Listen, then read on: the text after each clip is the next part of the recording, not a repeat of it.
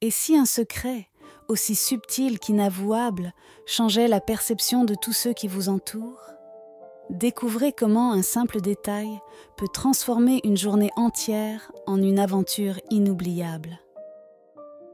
Si vous êtes prêt pour une histoire intrigante qui joue avec les frontières entre ceux que vous voyez et ceux que vous imaginez, restez avec nous jusqu'à la fin. N'oubliez pas de laisser un like et un share si cette histoire vous a captivé jusqu'au dernier mot. C'était un matin comme les autres, ou du moins c'est ce qu'il semblait. Je m'étais réveillée avec la routine habituelle, une douche rapide, un petit déjeuner rapide et le café qui, ponctuellement, réchauffait mes mains plus que mon esprit. Mais ce jour-là, il y avait quelque chose de différent, un détail auquel j'avais décidé de me livrer, peut-être pour plaisanter, peut-être par curiosité.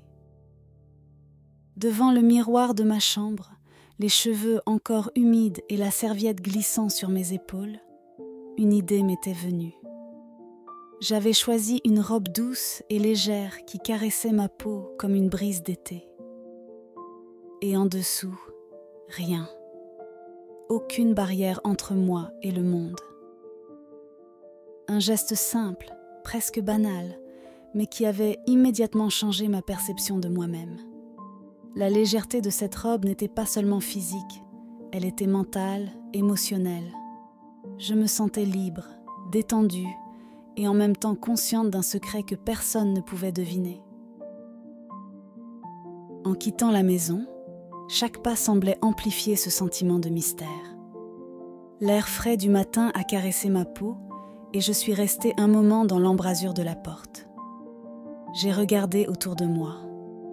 Personne ne pouvait savoir ce que je pensais, mais je le savais. Dans la rue, les gens marchaient avec leur frénésie habituelle. Certains tapaient sur leur téléphone sans même regarder où ils allaient, d'autres se dépêchaient d'aller travailler, les yeux perdus dans leurs pensées.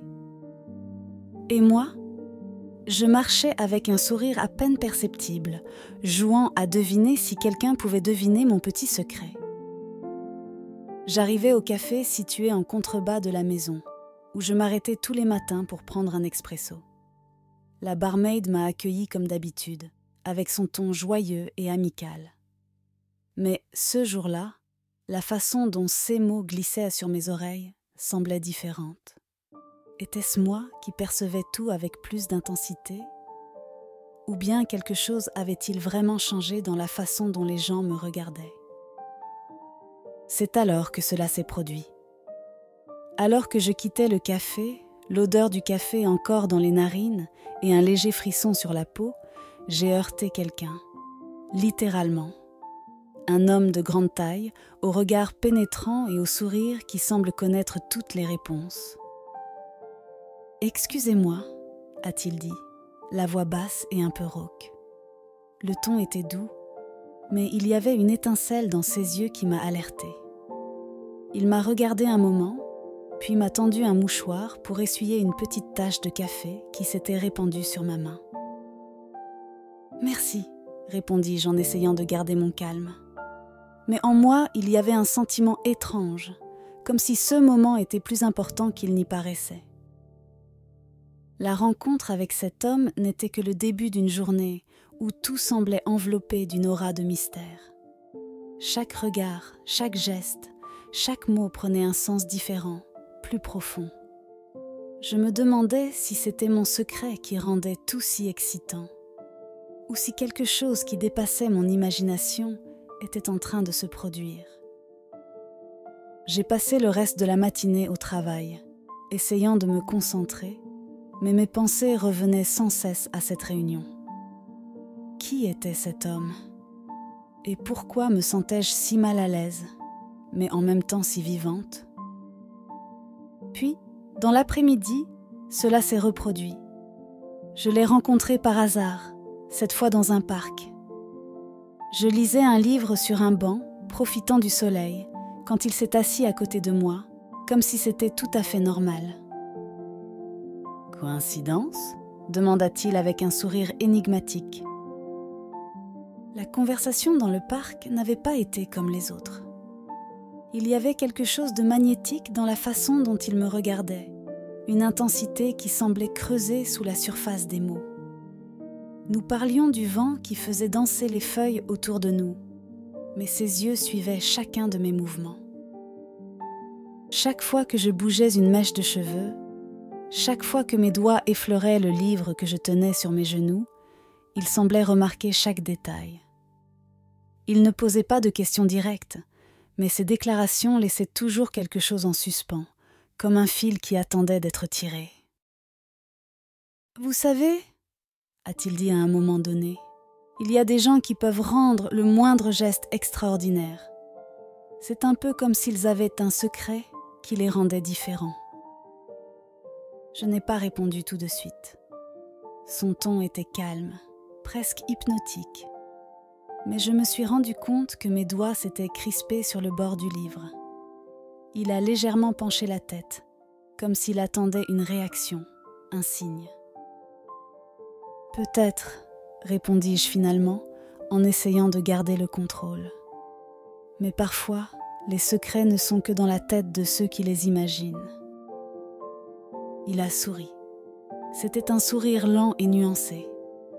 Il n'a pas répondu immédiatement, mais a simplement déplacé son regard par-dessus mon épaule, comme s'il observait quelque chose que je ne pouvais pas voir. Puis, d'un geste apparemment désinvolte, il a glissé une main dans la poche de son manteau et en a sorti un billet.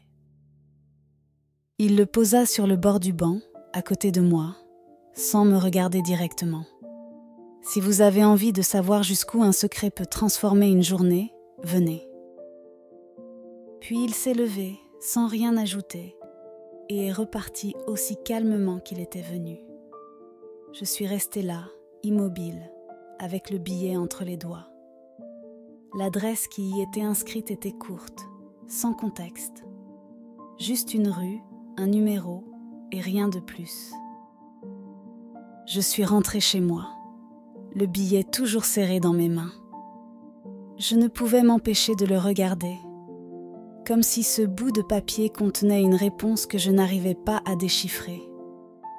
Je me suis assise sur le canapé, avec les lumières basses et le silence du soir qui envahissait la pièce. Qu'est-ce qui me poussait ? Ce n'était pas seulement de la curiosité, je le savais. C'était autre chose, un sentiment que je n'avais pas ressenti depuis longtemps. Un sentiment de liberté, de défi, comme si ce jeu me forçait à sortir de ma zone de confort. Je me suis changée rapidement, choisissant une tenue simple mais élégante. Ma robe glissait sur ma peau avec autant de légèreté que le matin même.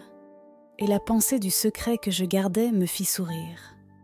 La liberté de ne rien porter en dessous était devenue presque un symbole, une façon de me rappeler que j'embrassais l'inconnu sans réserve.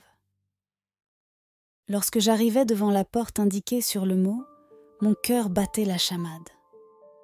J'ai frappé 2 fois, avec hésitation, et j'ai presque immédiatement entendu des pas légers s'approcher de l'intérieur. La porte s'ouvrit lentement, révélant une pièce éclairée par des bougies. L'air était chargé d'odeurs, un mélange de bois de santal et de quelque chose de sucré, peut-être de la vanille. Il était là, avec le même sourire énigmatique qu'auparavant. « Bienvenue », dit-il d'une voix à la fois accueillante et provocante. « Je ne pensais pas que tu viendrais si tôt. » Je n'ai pas répondu tout de suite. J'ai regardé autour de moi, observant les détails de la pièce. Les murs étaient recouverts de rideaux de velours sombre, et au centre se trouvait un canapé bas, entouré de coussins. Sur les petites tables se trouvaient des livres ouverts, avec des pages soulignées et des signets éparpillés. C'était un endroit intime, mais aussi plein de mystères, comme si chaque objet avait une histoire à raconter. « Je peux vous offrir quelque chose à boire ?» demande-t-il en s'approchant d'un petit plateau contenant des bouteilles en verre transparent. Sans attendre ma réponse, il verse un liquide ambré dans un verre et me le tend. « Vous savez, commença-t-il, Il y a des moments dans la vie où les gens s'arrêtent juste avant la découverte. Ils n'osent pas faire ce pas supplémentaire, peut-être par peur, peut-être par habitude. Mais vous êtes différent, n'est-ce pas? Je l'ai regardé, essayant de déchiffrer ses mots. Chaque phrase qu'il prononçait semblait construite pour me provoquer, me pousser à bout. Il souriait, mais ses yeux étaient sérieux, comme s'il attendait quelque chose de moi. Je me suis assise sur le canapé et j'ai posé mon verre à côté de moi. Le tissu de ma robe épousait parfaitement les formes de mon corps, et je me demandais un instant s'il avait remarqué ce détail. C'était comme si la pièce elle-même amplifiait chaque mouvement, chaque respiration. Peut-être que ce n'est pas moi qui suis différente, répondis-je en essayant de garder mon calme. Peut-être que c'est toi qui vois ce que tu veux voir. Il a souri à nouveau, cette fois avec une teinte différente. Il s'est assis à côté de moi, gardant une distance respectueuse, mais suffisamment proche pour que je sente sa présence.